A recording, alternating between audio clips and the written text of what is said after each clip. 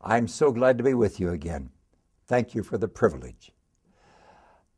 Having just passed through the month of May, in my heritage, my faith heritage, which is Methodist or Wesleyan if you prefer that term, that is, I'm one of those people who looks back to two men named John and Charles Wesley and what they brought to the Christian faith in the revival that swept through England in the 1730s and 40s and 50s and 60s and 1770s, on, as these intrepid men led that nation in faith. And then that revival came to America, so that it meant the forming of the Methodist movement in America. May is a good time, this month just passed, to be thinking about these two people and that Methodist renewal movement, because both Charles and John Wesley had their religious experience in the month of May in 1738. Let's see, that would be 270 years ago, this month of May. They both had their experience in that month. They were both already ordained clergy in the Anglican Church, or as we might say in America, the Episcopal Church. They were both trained theologians, but neither of them had a personal, vital faith in God.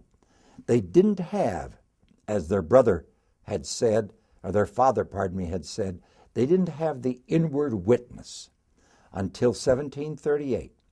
On May 21 of that year, Charles Wesley got it, and the very next day wrote a hymn.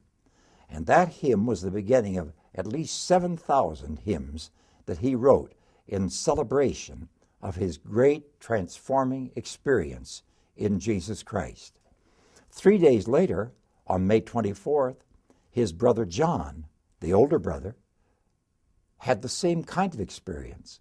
We more often quote what happened to the older brother because he wrote it down and said, "I felt my heart strangely warmed, and I knew that Christ had died for my sins, even mine, and had saved me from the law of sin and death." John Wesley gave us a term that many of us refer to still for our experience with Christ, when he said it was a heart-warming experience. So often in this religious movement, therefore, we speak of a faith that is good for the head, because we do think, and the heart, we feel, and we need them both. One of the things I like most about this movement is the fact that it has in it also a sense of responsibility for the world in which we live. It is never enough, if you're in the Methodist tradition, simply to see that your own soul is saved. That's only the beginning. It may be indeed that thus guarantees your eternal security by your salvation, that from that point on, as you stay with Christ, you enjoy the security of a promise of heaven if you stay with that. But it's more than just being saved from hell. It is a matter now of changing the world in which you live. And so Charles Wesley, in one of those 7,000 hymns, put it this way: "To serve the present age, my calling to fulfill, oh, may it all my powers engage to do my Master's will."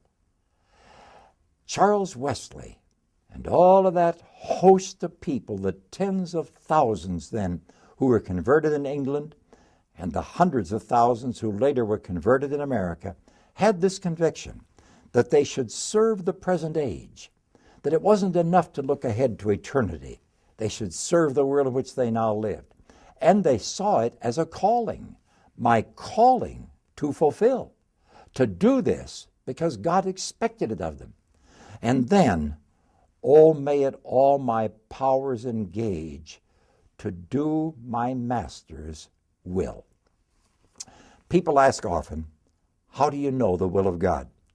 There are some things I can't tell you about the will of God in your life or in mine. I have to seek it earnestly and be ready for whatever God would call me to do. But this I know is right. Whatever the will of God may be for you or me in certain particulars of life, know this, that it is the will of God for all of us that we should serve this present age and do our Master's will. This is God's calling, God's will for every one of us. And it's a wonderful assignment that you and I can enjoy, pour our souls into, and love God and the human race and life with, to serve the present age, because God has called us to do so.